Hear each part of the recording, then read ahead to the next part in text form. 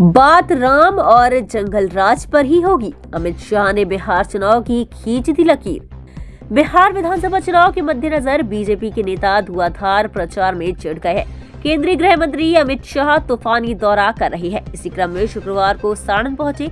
यहां के तरैया में चुनावी सभा को संबोधित किया।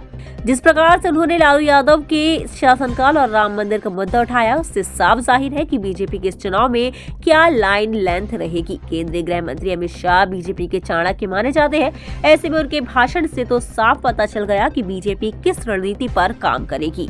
अमित शाह ने कहा कि लालू के जंगल राज के खिलाफ लड़ने का संकल्प लेना हो। 20 साल पहले बिहार के युवाओं को लालू राबड़ी ने किस प्रकार बांध में रखा था, इसे याद दिलाना हो तो छपरा सारण की भूमि से ऊंची जगह पूरे बिहार में कोई नहीं है। उन्होंने जोर देकर कहा कि 20 साल में सबसे बड़ी जीत इस बार होगी। लालू यादव एंड कंपनी की बिहार में हार निश्चित है।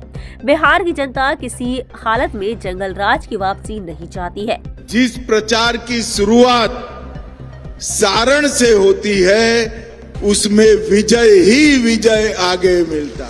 और अगर लालू के जंगल राज के खिलाफ लड़ने का संकल्प लेना हो, पूरे बिहार के युवाओं को 20 साल पहले ये लालू राबड़ी ने किस प्रकार से बांध में लेकर रखा था बिहार को, वो याद कराना हो तो छपरा सारण की भूमि से उचित जगह पूरे बिहार में और कोई नहीं।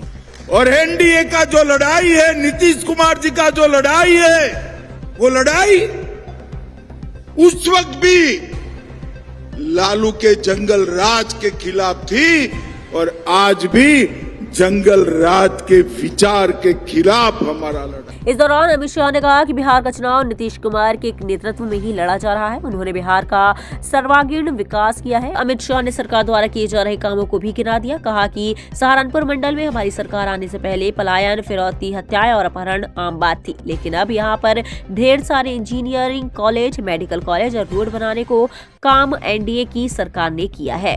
बिहार में इंफ्रास्ट्रक्चर का इतना काम हुआ है कि बिहार के एक कोने से दूसरे कोने तक जाने में 5 घंटा नहीं लगता है। ये विकास पीएम मोदी और सीएम नीतीश ने मिलकर किया है।